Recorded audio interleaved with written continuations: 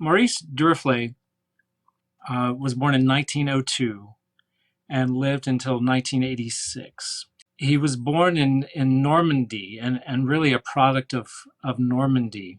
Probably the single most important decision that his family ever made, as it turns out, was to send him to choir school, one of the only remaining or open choir schools in France at that time at the Cathedral of Rouen.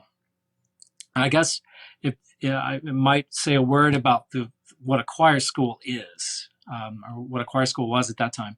So, before the French Revolution, the country was replete with choir schools. So, as I understand it, most cathedrals in France, and indeed in Europe at that time, would have had schools attached, which were normal schools to educate boys, but also specialized in musical training and specifically vocal and choral training, so that these boys formed the treble part of the choir. So this is where the tradition of choirs of men and boys comes from. Those choir schools, as you might imagine, along with many other institutions, were closed at the time of the Revolution. And throughout history, sometimes, sprang back up again, but then were suppressed. As I understand it, at the end of the 19th century and turn of the 20th century, the Cathedral Choir School in Rouen was the only one open in France. And so it just so happened that the Duruflés lived in that area, and so dropped young Maurice off unexpectedly on Easter Day one year. And so he became immersed in this liturgical and musical tradition of the cathedral in Rouen. And so we're talking right about the year 1910 or so. And so he grew up the next several years as a chorister through the First World War, as a chorister in the choir school, as a student in the choir school, while studying piano, while beginning to study the organ. It was an intensive music training that young students would get in these choir schools. So it wasn't just singing for the services, but it was learning lots of music theory, lots of the science of music harmony. And he became, as you might imagine, the standout music student. So much so that he began to catch the attention, of course, of his teachers, but also teachers from the Paris Conservatory, which, as you might imagine, is and still is the most important musical establishment in France. There were faculty members there who would visit Rouen for one reason or another, and they became aware of Maurice Duruflé, and so invited him, in the course of time, to study with Parisian musicians, which was, of course, quite an honor for a young student from the provinces at that time, as Duruflé was. So then he made his way into Paris to begin his studies. So I've already said a lot about his background. I don't know if you want me to continue or if you have some questions already at this point. No, you can keep going. So Maurice Duruflé goes to Paris and studies the organ with Charles Tournemire. And Tournemire, that's Tournemire. Tournemire was the organist at Saint Clotilde, which was a very important Parisian church.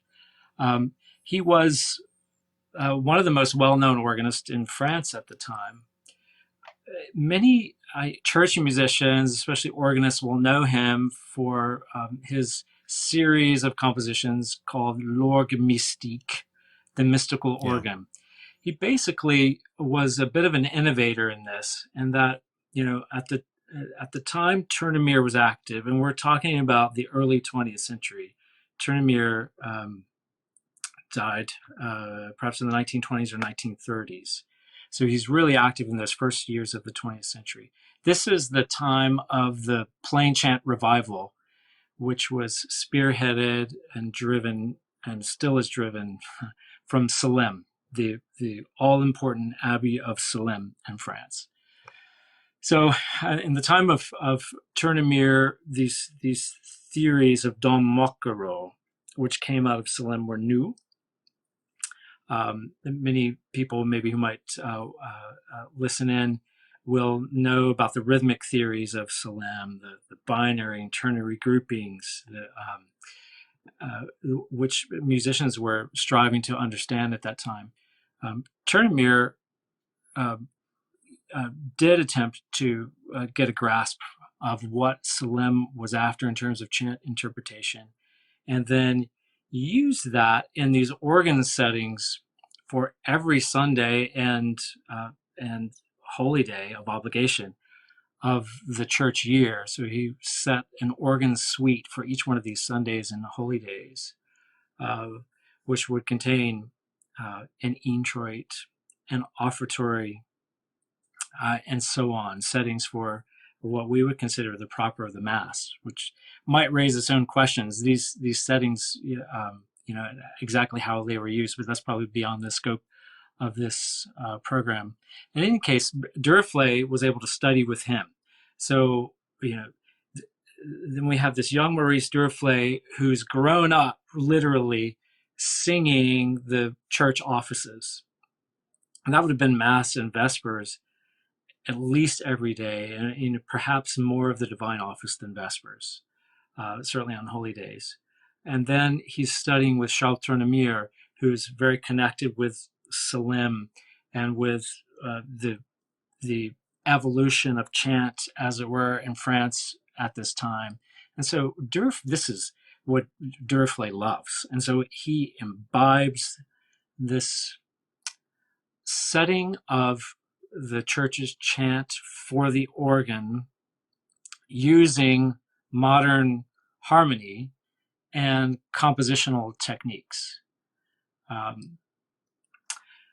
So Duruflé remained close, even after he was no longer a student of Tournemire. He remained close to Tournemire for the rest of Tournemire's life, and Tournemire was very formative.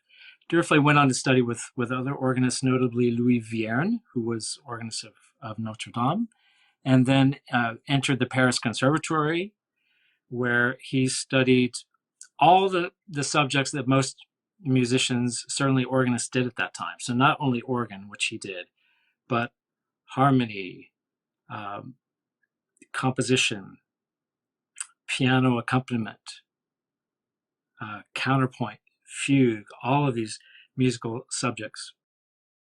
He attained first prizes in almost, if not all, of those areas, and then was appointed organist of Saint-Étienne-du-Mont, the church that I mentioned earlier. It was the only full-time, as it were, church post that he ever held, and he held it his entire life, from the time that he was appointed in 1929, I think, until his death in 1986.